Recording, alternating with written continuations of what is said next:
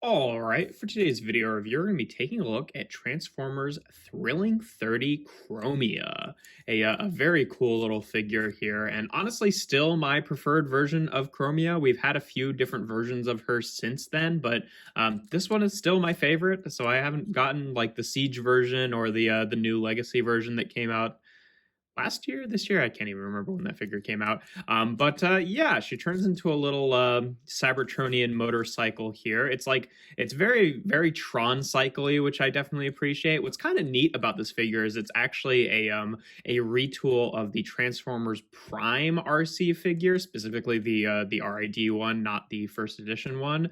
And yeah, you can definitely see that more in robot mode. But it's interesting that they use this figure from the Transformers Prime toy line and then repurposed it into a Generations figure. But yeah, no, I really like the alt mode. Like, yeah, obviously, if you're really looking back at G1, the more like Cybertronian car designs are more accurate to what Chromia originally turned into. But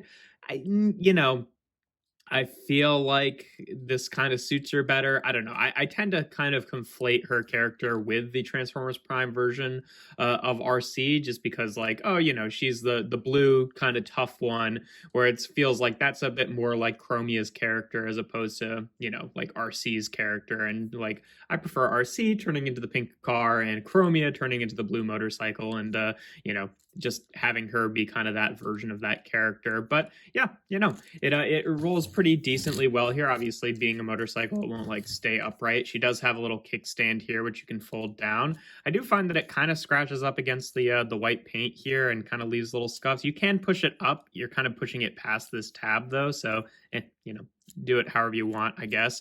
But yeah, rolls pretty decently well considering that. I mean, the back wheel here is just two like halves kind of on the center bit, which is how it's held in, which I guess the front wheel is too, but the front wheel is like these bits are actually connected.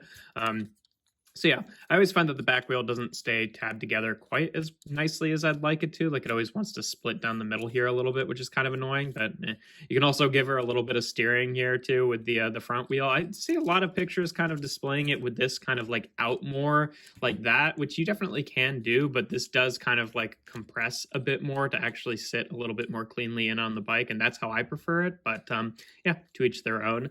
In terms of accessories, she does come with this little blaster here, which I think is original to her. I don't think any version of this came with Transformers Prime RC, because she didn't have any gun that was anything like this in the show. But in terms of storage, you can just plug it onto the to this port on the side here, which I think is kind of stupid. I mean, you can have it facing the back, which maybe looks a little bit better. Personally, how I prefer to store this is I actually just peg it into her hand, which is kind of like floating underneath here, and use it as some sort of like exhaust port or something like that. I feel like that looks kind of cool. But yeah, in terms of a comparison in this mode, here she is with Kingdom Sideswipes. You can see how they scale together. Obviously, if she were like an Earth motorcycle, she'd be much too big, but maybe as a Cybertronian motorcycle, like that's fine scale, maybe. I don't know. But yeah, in terms of a transformation, we'll just take her weapon off here. Again, if you're familiar with that, RID Transformers Prime RC, it's very similar because it's mostly a lot of the same parts, just like retooling the top section here. But you want to take these side bits and just untab them from these bits here, and take the entire front section and kind of untab that. And you can take this wheel assembly out like that, rotate the wheel 90 degrees, and just fold it onto the back here like this. You can take this section here and just fold this up like that to free up the arms, so you can kind of just swing these out here, and then take the entire body here and just double hinge it down at the legs. And then you want to take this waist section and fold that down, and that has a bit of automorph, which will kind of swing her head into place there too.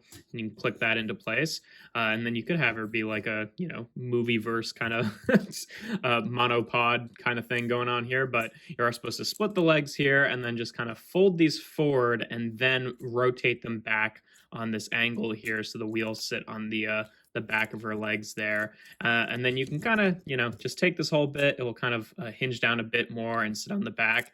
It's going to have kind of a messy backpack no matter what. Unfortunately, it is one of those like female Transformers where they just kind of toss a lot of the alt mode onto the back. But, I feel like she wears it better than some do. Also, I'm not entirely sure why, but this entire piece has a separate hinge. So you could like hinge this up if you want to kind of like fill in that backpack a little more. It doesn't really change anything all that much, but I don't know. I personally do that just because it's a transformation step and I kind of want to use it, but I don't know. It doesn't really affect a whole lot. But yeah, there we have Chromia in her robot mode, and yeah, you can definitely see the Transformers Prime RC comparisons here. I never owned that figure, so I don't know exactly what all parts are the same.